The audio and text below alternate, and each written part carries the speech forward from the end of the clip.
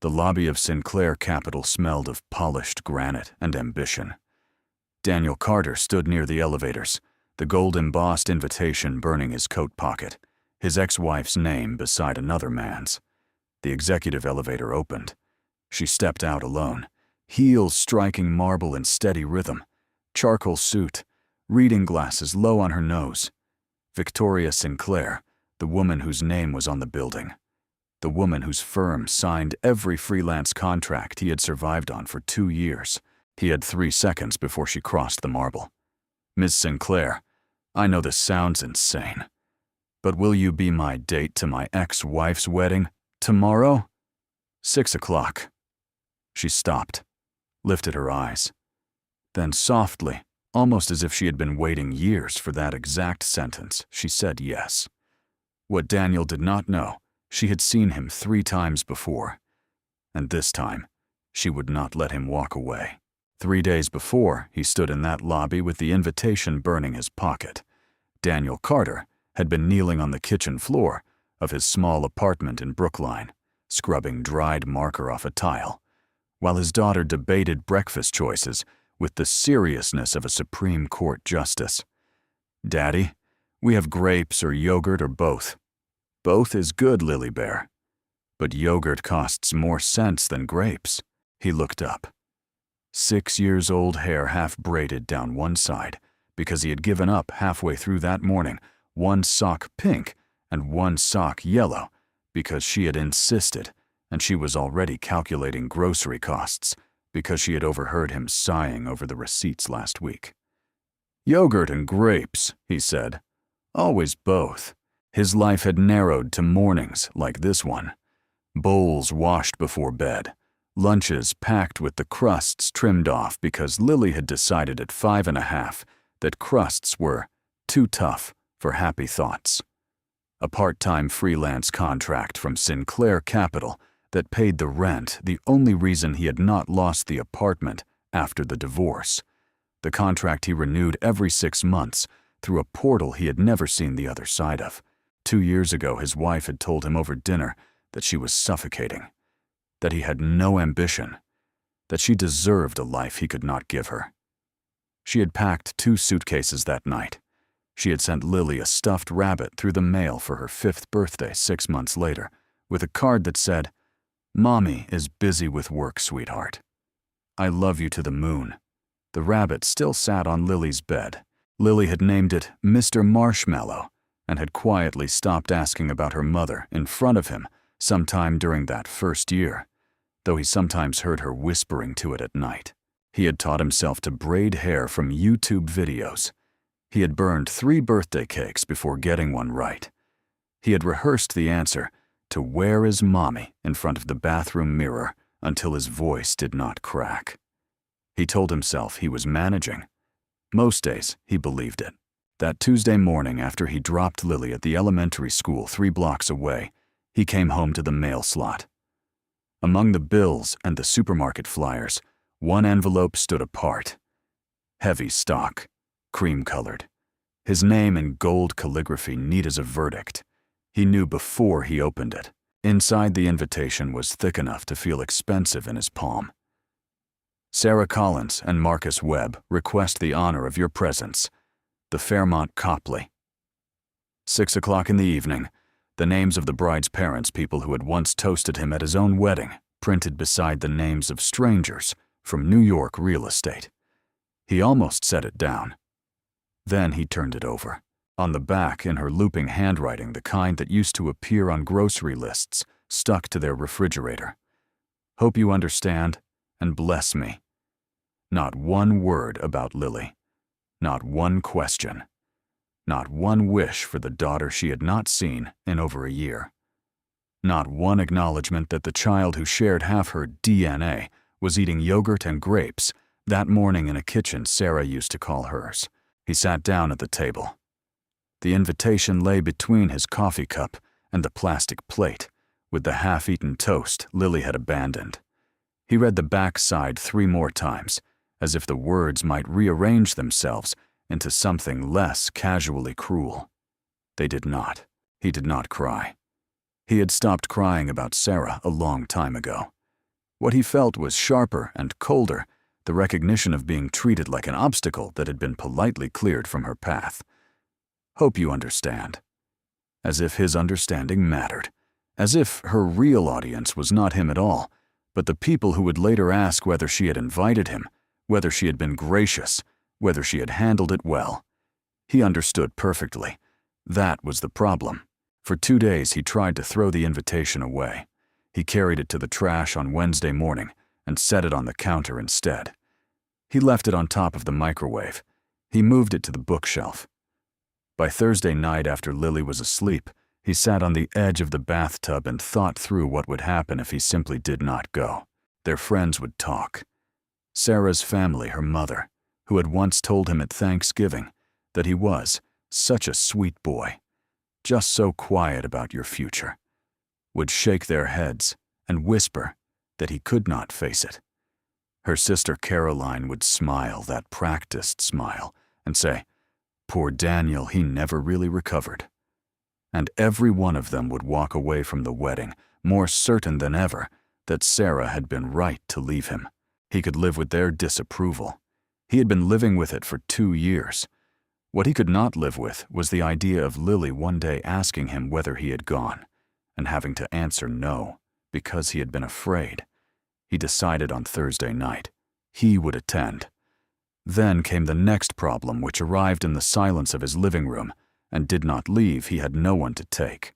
His college friends had married scattered to other states, sent Christmas cards with photos of their own children, and stopped calling on Tuesdays. The few neighbors he was friendly with were married couples who would have come out of pity, which was worse than going alone. His sister lived in Oregon and had a newborn. His mother had passed 3 years before the divorce, and his father was a quiet man in a retirement community in Florida who had never been to a wedding without his wife and would not start now. Going alone meant walking into a room full of people who had decided, without ever asking him, that he was the cautionary tale Sarah had escaped. It meant standing at the edge of the dance floor while Marcus Webb, the man with the helicopter and the magazine profile, lifted his bride's hand to his lips. It meant proving them right. He did not have the money to hire someone.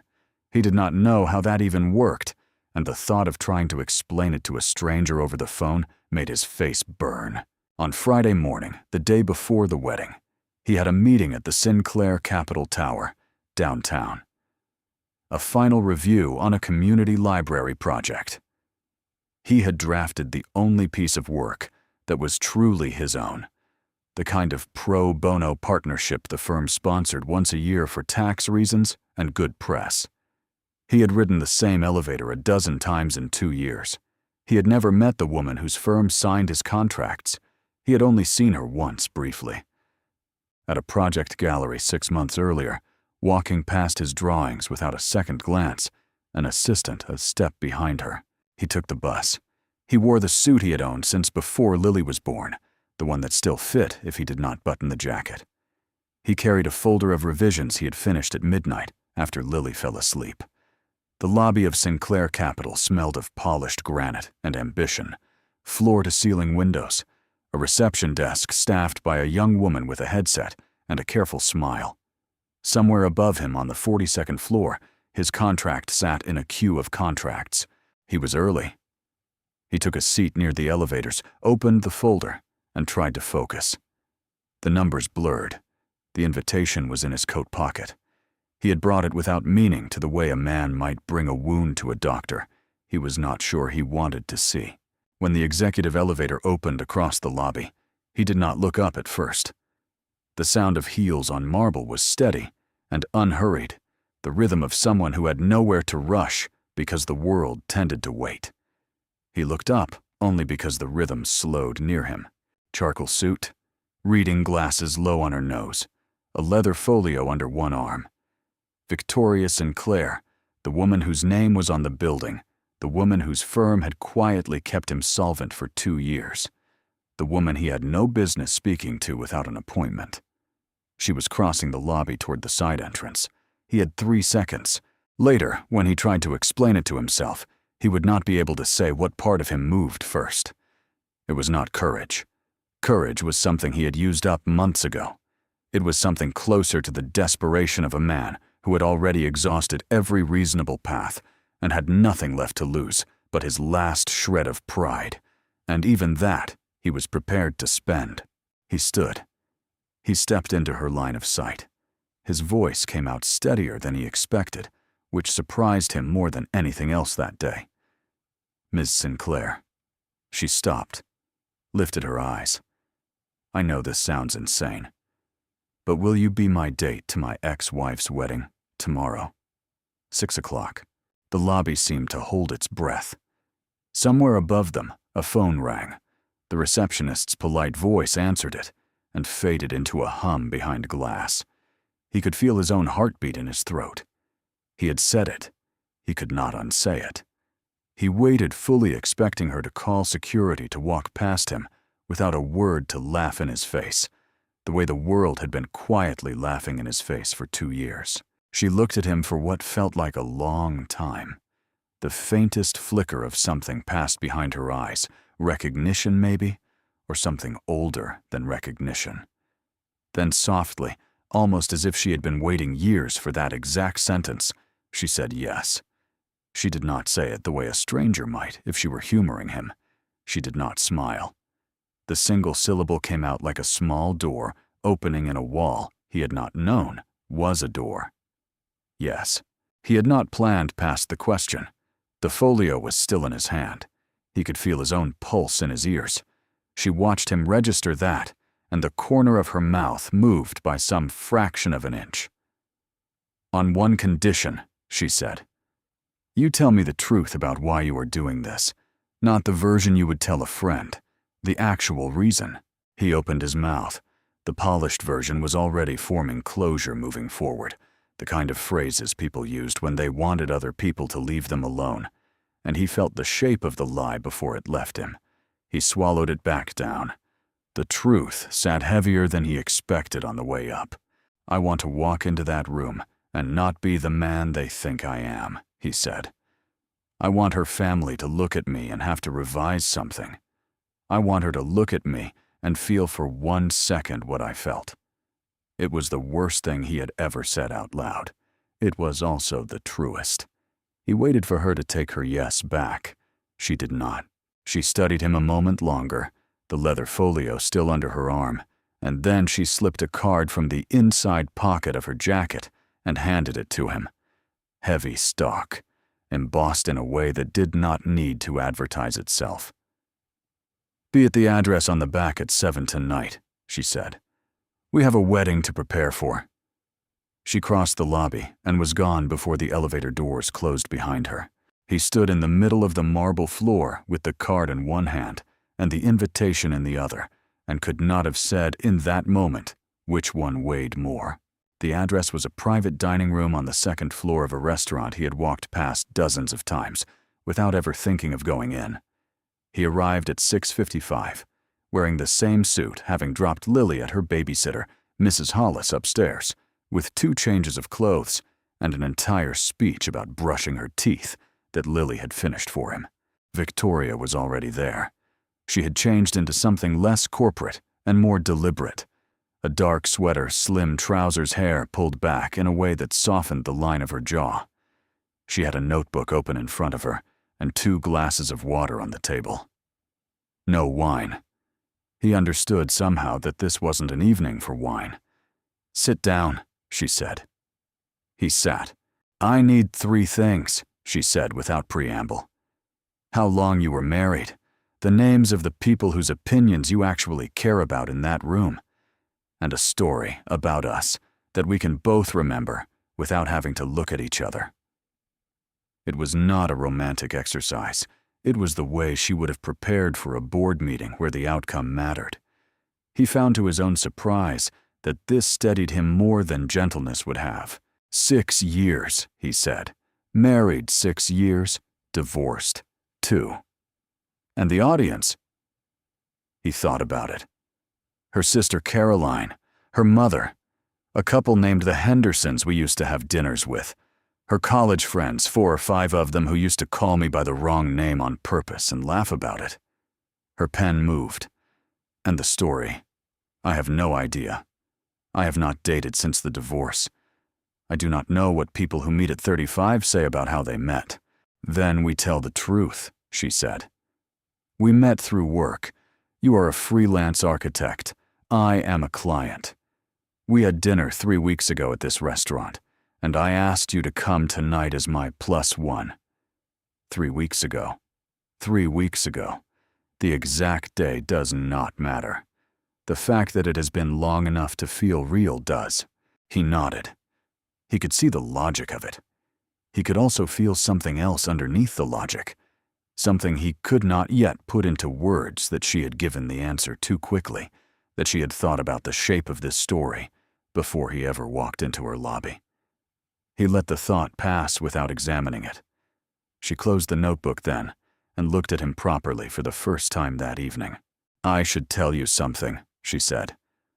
4 years ago, I walked into the wedding of a man I had been with for 9 years, alone. By choice, because I thought going alone would make me stronger. I stood near the bar for 2 hours, and I have never in any room since felt as small as I felt in that one. So when you asked me what you asked me, I knew exactly what you were asking. That is why I said, yes. She did not deliver it the way a person delivers a confession. She delivered it the way a person hands over a key quietly, and only because the other person needed it to understand the shape of the door. He did not know what to say. He said the only thing that was true. Thank you. The food came. They ate. They went back over the story until it sat in his mouth, like something he might actually have lived. When the plates were cleared, she set down her fork and looked at him in the calm, steady way she had, and asked him a question that was not in her notebook. Tell me about your daughter. He had not mentioned Lily. He had been careful not to mention Lily, because Lily was the one part of his life he did not want, sitting at this table being arranged into a story. How did you know I have a daughter? Your renewal forms, she said. They cross my desk every 6 months. There is an emergency contact line. Lily Carter, daughter, age 6. He looked at his glass. He looked at the candle. He looked back at her. What do you want to know? Whatever you want to tell me. So he told her. He did not mean to tell her as much as he did. He told her about the first night after Sarah left, when Lily had crawled into his bed at 2 in the morning and asked him whether her mother was coming back for breakfast. And he had said, let us see how the morning goes.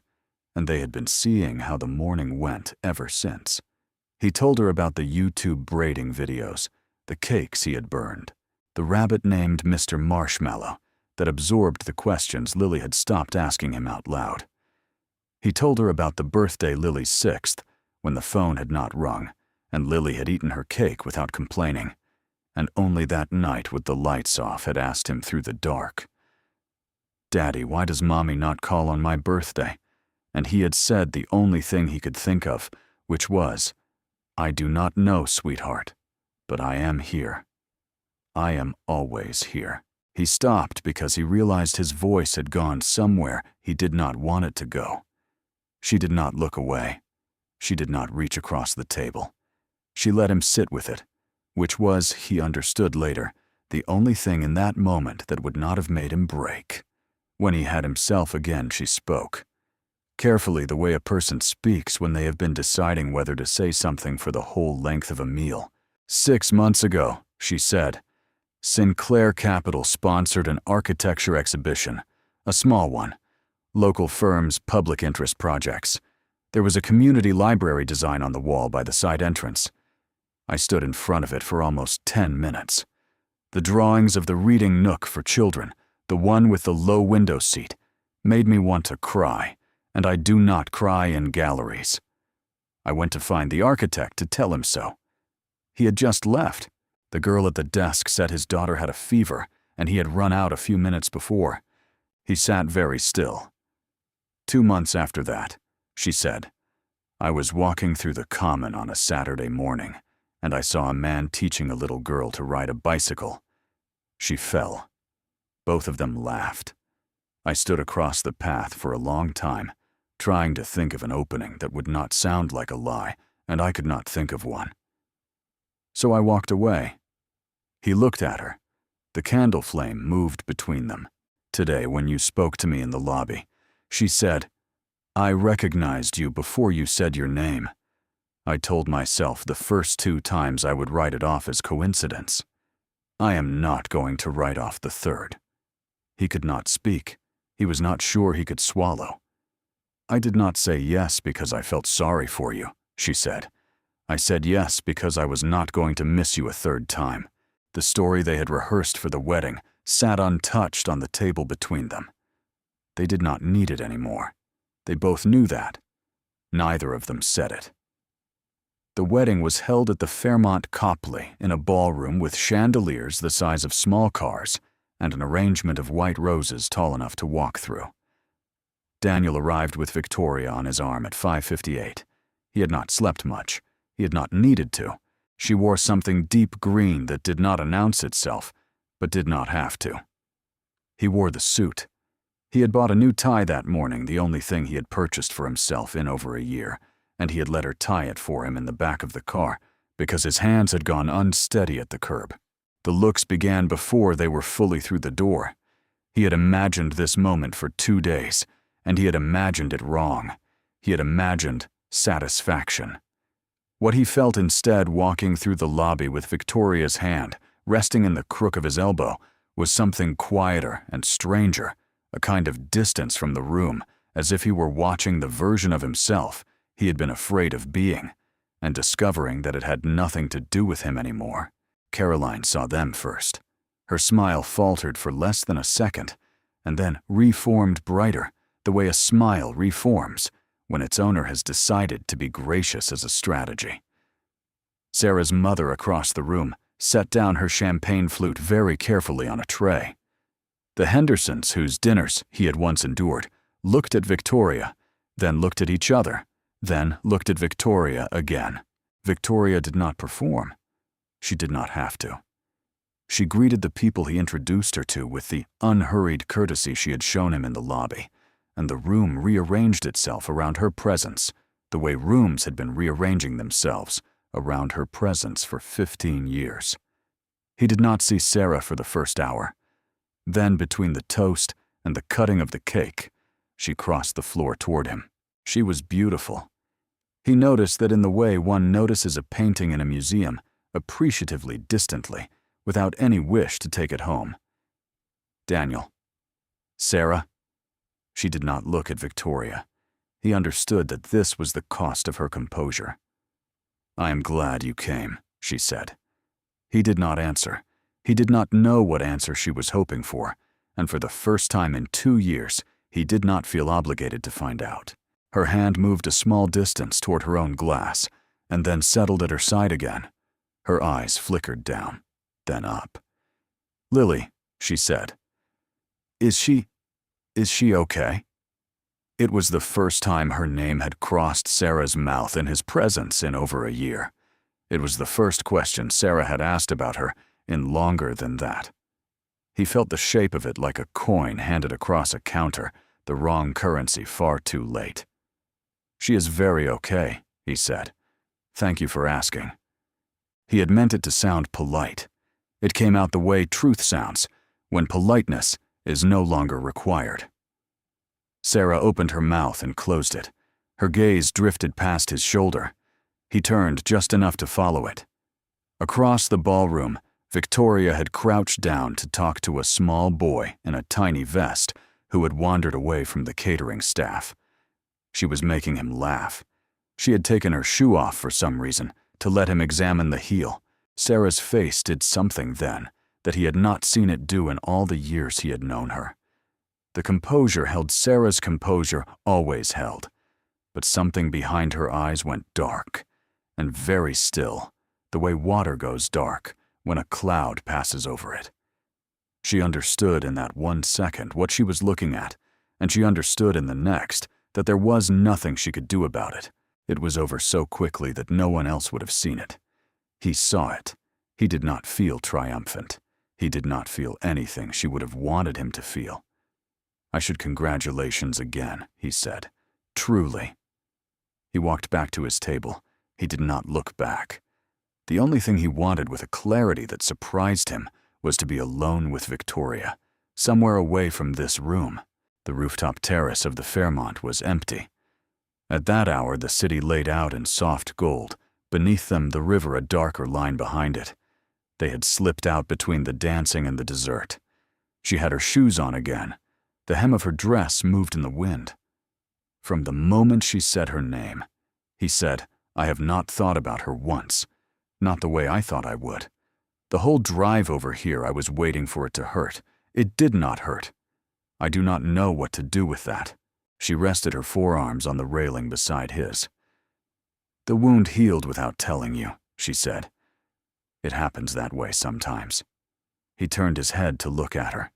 She looked at him, and he knew with the absolute certainty he had not felt about anything in 2 years that the agreement they had made in that restaurant had stopped being an agreement somewhere between the candle and the bicycle and the boy with the shoe. She took her phone out of the small clutch under her arm. She unlocked it. She turned the screen toward him. It was a photograph of the reading nook from his community library design, slightly crooked, taken in the half-light of a gallery. Saved, he could see by the date stamp at the bottom, 6 months and 3 days ago. "I have been waiting to tell you this for a long time," she said. The wind moved her hair. The lights of the city held the shape of an answer he had not yet made. He knew standing there that the next thing he said would change his life, and that for the first time since Sarah had walked out of his kitchen with 2 suitcases, he was not afraid of being the one who said it. He looked at the photograph for a long time, the reading nook with the low window seat, the half-light of a gallery he had walked out of in a hurry because his daughter had a fever of 102 degrees, and Mrs. Hollis had been alone with her for an hour.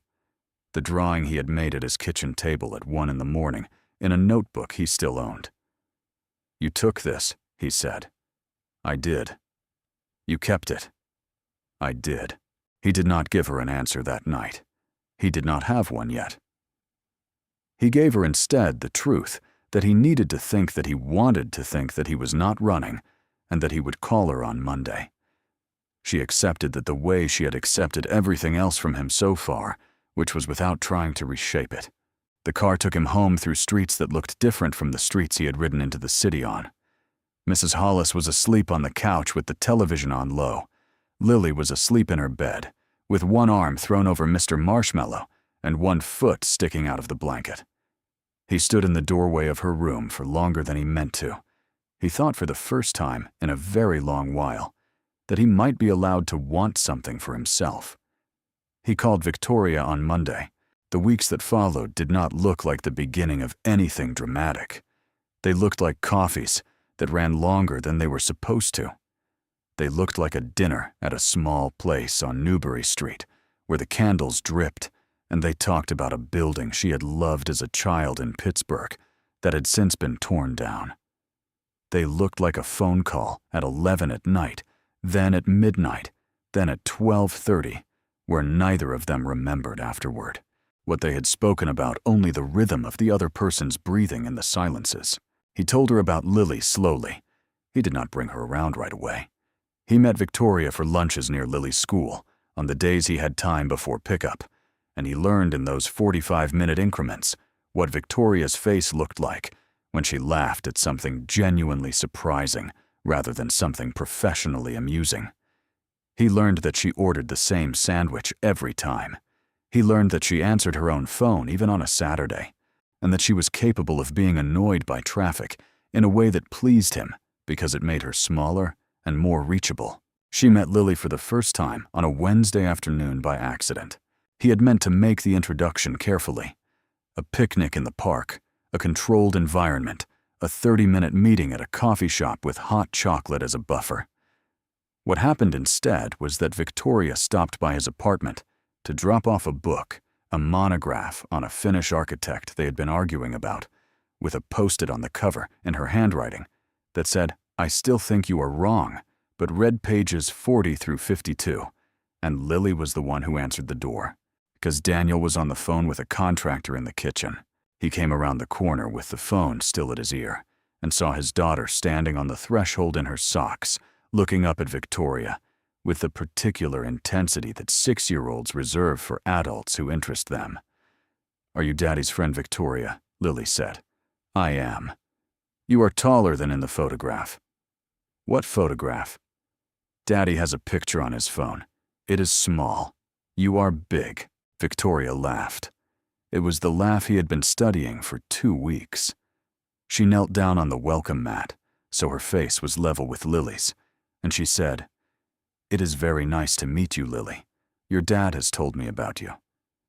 "What did he say?" "That you are excellent at math and that you like grapes and yogurt." Lily considered this with great seriousness. "Both," she said. "Always. Both." "He told me that too." Daniel ended the phone call and stood there in his kitchen doorway, watching the two of them. He could feel something rearranging itself in his chest. He did not know what to call it yet. He let it happen. Victoria stayed for 10 minutes. She did not come inside. She handed Lily the book to give to him, and she touched the top of Lily's head very lightly with the flat of her palm, a gesture so brief he might have missed it, and she said she would see them both soon. Lily watched her walk down the hallway to the stairs, and then turned around and looked up at Daniel with an expression he had no defense against. "I like her," Lily said. "I know." "Do you?" "Yes." "Good." That was the entire conversation. He thought about it for the rest of the night. 2 more weekends passed. Victoria came over for an afternoon. They made grilled cheese sandwiches together, Lily insisting that the cheese be cut into hearts, Victoria patiently obliging with a butter knife she handled like a scalpel. They watched a movie about a cartoon fish that Lily had seen a dozen times and could quote in long passages. Victoria fell asleep on the couch with Lily curled against her side, and Daniel covered them both with a blanket and stood in the kitchen for a while, pretending to do dishes because he did not trust his face.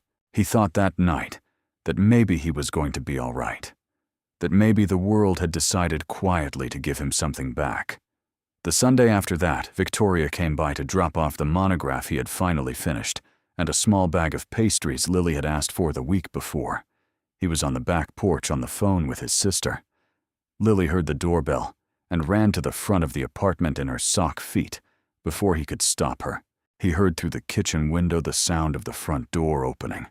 He heard the cheerful, unself-conscious voice of his daughter calling out into the apartment, the way she called out for breakfast on a Saturday morning, the way she called out when she had drawn something she wanted him to see. "Daddy, Mommy, Victoria is here." The world stopped for the length of one breath. He came in from the porch, holding his phone away from his ear. Victoria was standing in the doorway with the bag of pastries in one hand and an expression he could not read on her face. Lily was looking up at both of them with the bright, innocent expectation of a child who had said a perfectly ordinary thing. He said something to his sister that was probably goodbye. He pressed end. He put the phone down on the counter very carefully, as if it were made of glass. "Lily Bear," he said. "Why don't you take the pastries to the kitchen?" "Okay." She took the bag. She skipped past him. She did not understand that anything had happened. Victoria stood in the doorway. He stood 10 feet from her. The hallway between them felt longer than it had ever felt. "Daniel." "I know." "She is 6. It is, I know." He did not invite her in any further than the doorway. He did not mean to be cold. He could not at that moment put any softer shape on his voice.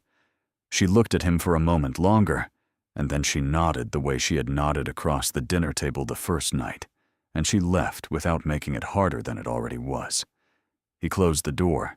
He sat down on the floor of his own hallway, with his back against the wall, and put his hands over his face, and stayed there for a long time. He did not call her that night.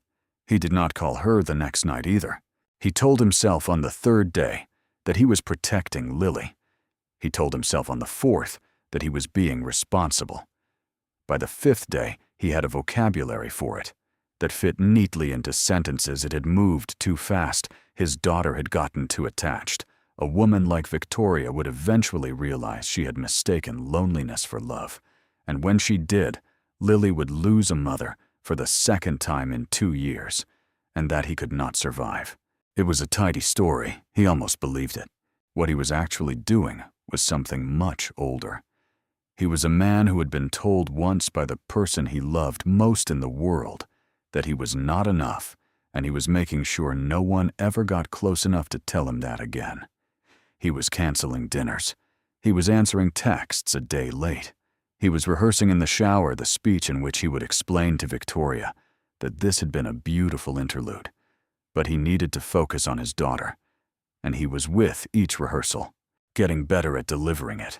He did not see until later that he was choosing the wound he already knew over the one he was afraid of. She let him do it for 9 days. On the morning of the 10th day, a Saturday with weak winter sun coming through his kitchen window, there was a knock at his door. He was making pancakes. Lily was at the table drawing a horse with 8 legs because she had explained 4 legs were not enough for a horse who was in a hurry. He opened the door without checking the peephole, expecting his upstairs neighbor or a delivery.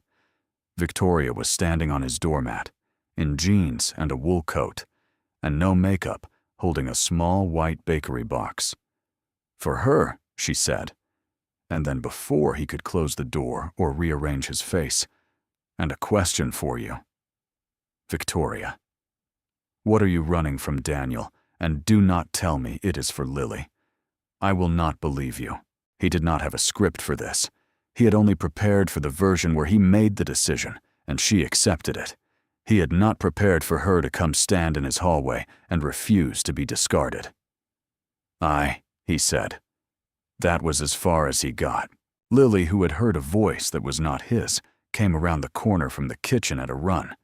She had flour on her cheek and a marker stain on the back of her hand. She stopped short when she saw who it was, and her whole face, her entire small face, opened up like a window. "You came?" Lily said. "I came," Victoria said. Lily looked back at her father, then at Victoria, and the 2-year-old habit of being careful about her father's feelings warred with the simple 6-year-old desire to be near a person she liked, and the desire won. She crossed the hallway and wrapped both arms around Victoria's leg the way a child wraps her arms around a tree. Victoria set the bakery box down on the small table by the door. She lowered herself down so she was eye level with Lily, the way she had been eye level with the boy at the wedding. She did not look at Daniel. She did not need to. He could feel his own legs going unreliable underneath him. "What are you drawing?" Victoria asked. "A horse with 8 legs. That is a lot of legs. He's in a hurry? That is fair." Lily reached up and touched the bow of her own hair, which she had tied that morning by herself, and which sat distinctly off-center over her left ear. Victoria reached up too, and adjusted it a tiny movement half an inch to the right, the kind of small, competent kindness Daniel had been trying to give his daughter for 2 years and had never quite managed. Lily beamed. Then Lily looked up at Victoria, with the directness that only 6-year-olds possess, the directness Daniel had lost somewhere in his 20s and had not gotten back. "Are you going to stay?" Lily said. "What do you mean, sweetheart?" "My daddy gets sad a lot. He pretends he is not sad, but I can tell. So if you are going to stay, you should stay. And if you are not going to stay, I think you should not come anymore."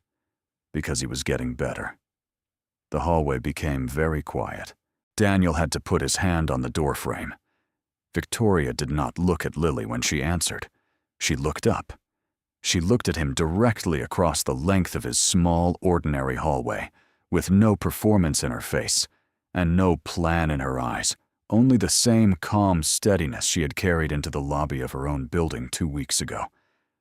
"That depends on your dad," she said.